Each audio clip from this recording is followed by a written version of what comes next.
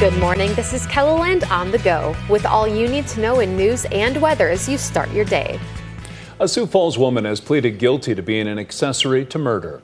28-year-old Taylor Crossley has also agreed to cooperate with prosecutors in their murder case against Morningstar Jewett. Jewett and Crossley are charged in the beating death of 63-year-old Ngusi Bulti at his apartment on Northcliffe Avenue last year. According to testimony in court, the murder started out as an argument over cigarettes. Crossley faces up to 5 years in prison on the Class 5 felony. She'll be sentenced after her testimony in Jewett's trial.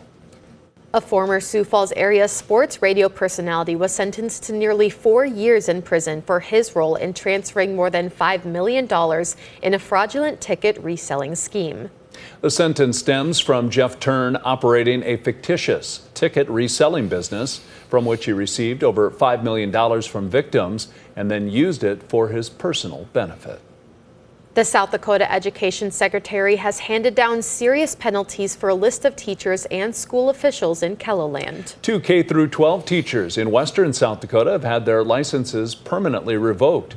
2 others in the southeastern part of the state have received public reprimands. The teaching license of the McIntosh principal has also been suspended as part of a plea agreement. A Parker teacher's license was suspended for being deceitful on his application. KELOLAND's Bob Mercer has a full breakdown of each case and what led to action being taken by the state. That's on the Capitol News Bureau page right now.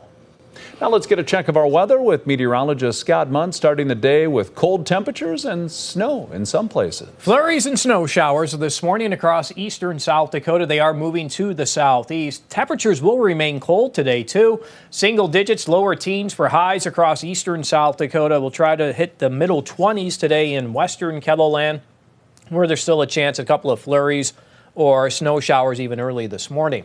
Brian will have more details on your forecast coming up. Thank you, Scott. Great Bear Ski Valley is getting ready to open for skiers and snowboarders. The recreation spot will open to season pass holders today and tomorrow. Great Bear opens to the general public. For now, limited runs will be available. The general manager hopes to be fully open by the 21st. The phone does not stop ringing. You know, everybody's excited. We're selling season passes. So this is fantastic. Because the runs are limited, day tickets need to be pre-purchased online. Click the link with this story on KELOLAND.com for more information. Christmas caroling is a holiday tradition for a lot of families. In Nora, South Dakota, the owner of this store has been inviting groups to come sing along with his pipe organ since 1989. I said, I want to put an ad in the paper and see if anybody will come to Nora and sing Christmas carols. And they go, yeah, right.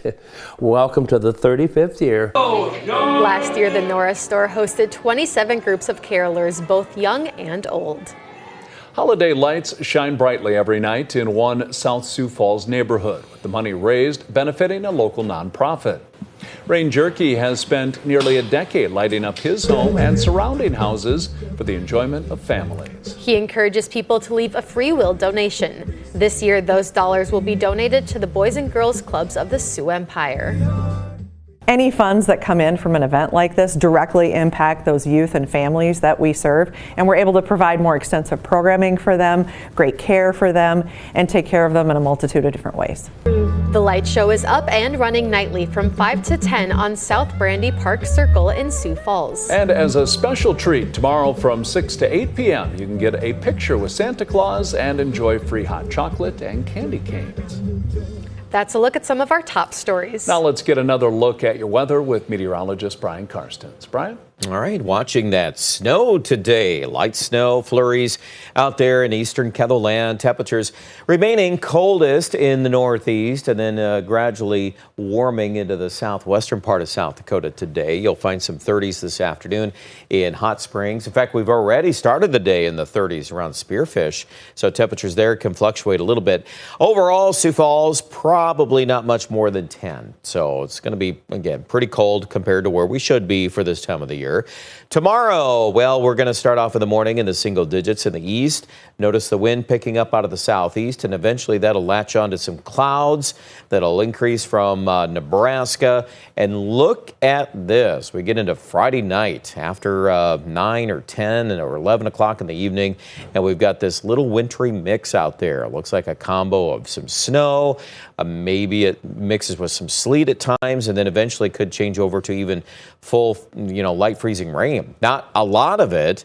We're talking a few hundredths of an inch, so it's not going to be a big storm, but it is just enough to be definitely a nuisance for travelers.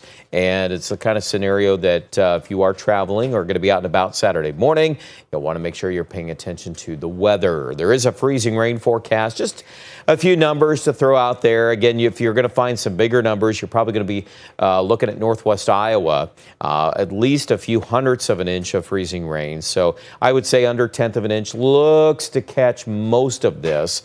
And again, that's something we'll continue to monitor today and again tomorrow as that system approaches from the south. So it's always that trick as far as how much we fraction up snow versus sleet versus freezing rain. And you can actually see on this map, we're not alone. We're actually on the northern flank of this. Look at that. There's rain all the way down into Texas and Oklahoma with this little system. So it's going to zoom out of here, though, pretty quickly. And then right behind it on its heels, there's another fast-moving system up in Montana that will probably pick up some wind going into Monday. And by the way, our Sunday forecast in advance of this one should warm into the 40s and even a couple of 50s on Sunday in western South Dakota. There goes the snow up toward Minot with that one.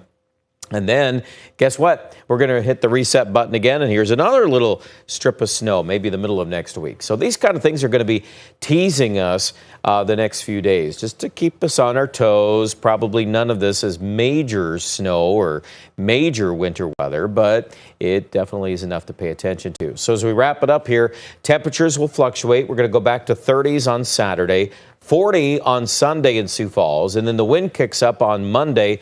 Could get a little snow chance there. It's more likely northern South Dakota would pick up some snow chances on Monday. And then I'll kind of sit back and wait for the timing on that next wave. So these things keep coming in intervals.